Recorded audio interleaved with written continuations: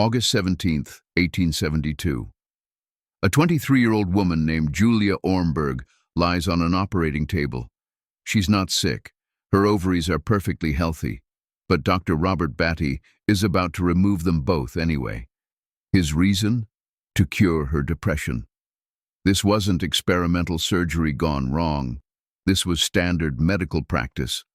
By 1906, over 150,000 women had their healthy reproductive organs surgically removed to treat everything from reading too much to talking back to their husbands.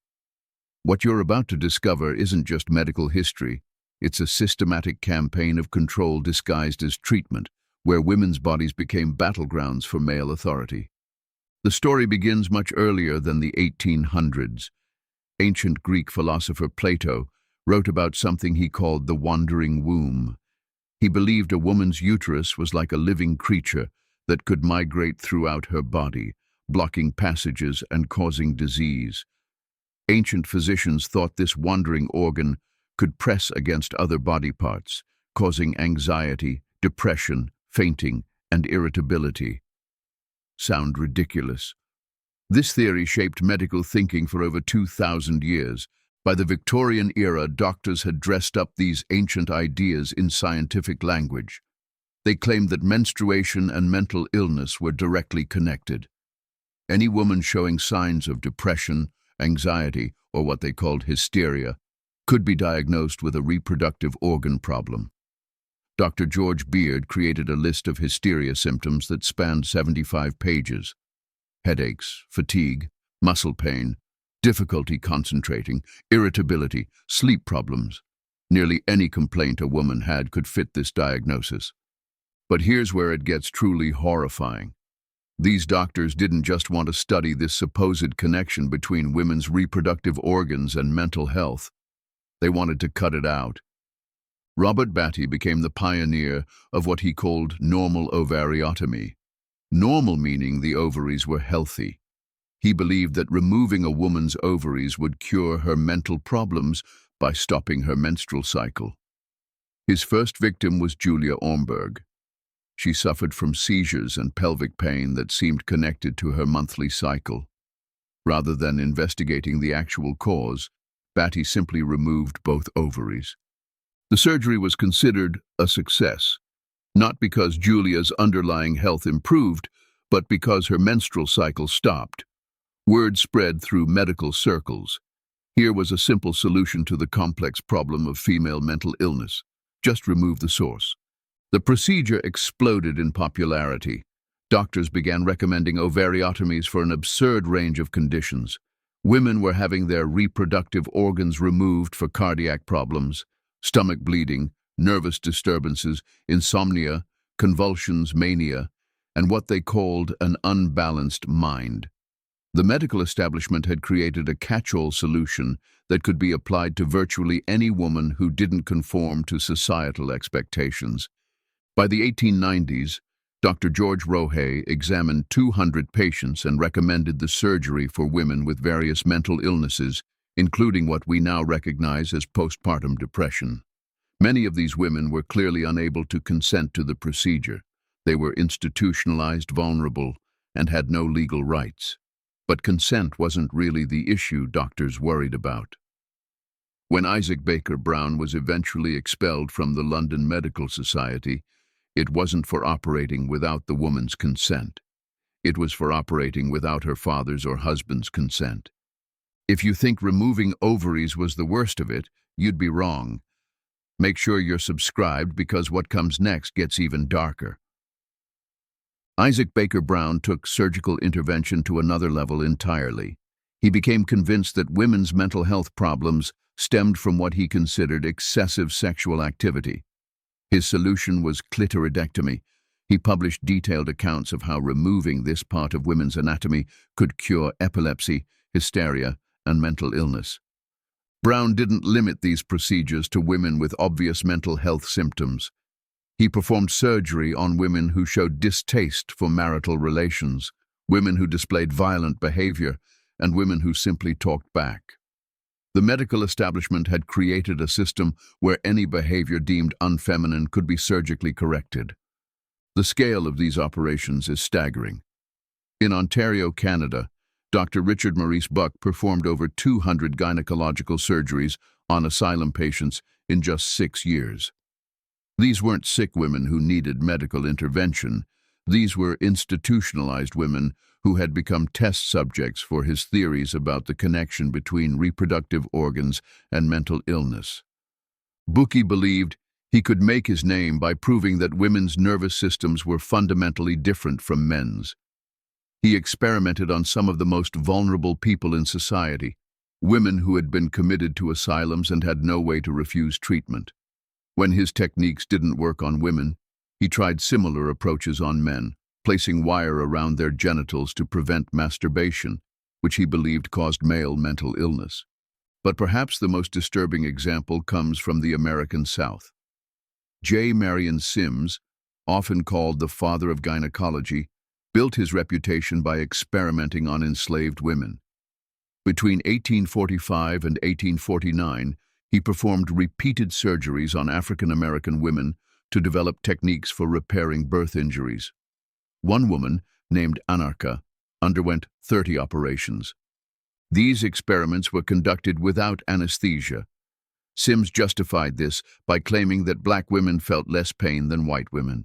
When he later offered the same procedures to white patients, he provided pain relief. The contrast reveals the intersection of medical abuse with both gender and racial oppression. The medical establishment wasn't content with just surgical interventions. They developed what they called the rest cure for women diagnosed with hysteria. Dr. Silas Weir Mitchell prescribed complete bed rest, isolation from family and friends, bland food, and prohibition of all mental activities, including reading and writing. Women were forbidden from sitting up and had to use bedpans. This treatment could last for months. The irony is striking. For men diagnosed with similar symptoms, Mitchell prescribed outdoor exercise and physical activity. Women were told to rest and avoid mental stimulation.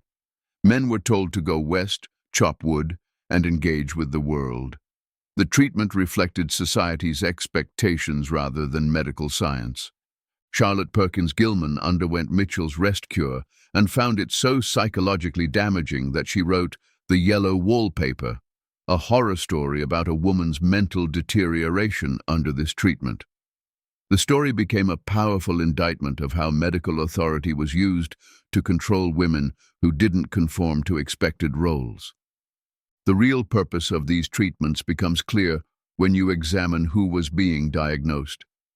Women were committed to asylums for reading novels, for studying too hard, for showing jealousy, or for behavior during menopause. One woman spent 16 years institutionalized for the crime of extreme jealousy. Another was committed for reading too much. The medical establishment had created a system where any woman who demonstrated independence, intelligence, or strong emotions could be labeled mentally ill. Doctors claimed that women who pursued education or careers were demonstrating unnatural behavior that required medical intervention. This wasn't accidental. During the 18th and 19th centuries, male physicians were taking over roles previously held by female midwives and healers. By medicalizing women's reproductive health, they established professional authority over women's bodies and reinforced social hierarchies. The economic incentives were obvious. Removing ovaries had become big business. Critics began to suspect that disorders were being invented specifically so they could be treated for profit. Some medical professionals started calling Battey's operation by different names: castration, spaying, unsexing. They accused practitioners of being gynecological perverts. Even Battey himself eventually began to condemn the overuse of his procedure. By 1893, the Committee on Lunacy of the Pennsylvania State Board condemned the practice as illegal, experimental, brutal, and inhuman. The procedure was banned in state hospitals, but the damage had already been done. The decline of these practices was gradual. The first Diagnostic and Statistical Manual of Mental Disorders, published in 1952, didn't list hysteria as a mental health condition. but the diagnosis reappeared in 1968 before being permanently removed in 1980. It took over a century for the medical establishment to officially abandon the idea that women's reproductive organs caused mental illness. The legacy of this period extends far beyond historical curiosity. These practices established patterns of medical authority that dismissed women's experiences and reduced complex health issues to simple biological explanations. The assumption that women's complaints weren't credible became embedded in medical training and practice. Modern research shows that women are still less likely to have their pain taken seriously by medical professionals. Heart attacks in women are more likely to be misdiagnosed because symptoms don't match male patterns. Women wait longer for pain medication in emergency rooms. The echo of 19th century medical thinking still influences how women are treated in healthcare settings. The story of these surgical practices reveals something fundamental about how societies use medical authority to enforce social control. When women began demanding education, career opportunities, and independence, the medical establishment provided scientific justification for keeping them in traditional roles. The doctors who performed these procedures weren't villains operating outside accepted practice. They were respected members of the medical community, publishing papers, attending conferences, and training other physicians. Their techniques were taught in medical schools and performed in prestigious hospitals.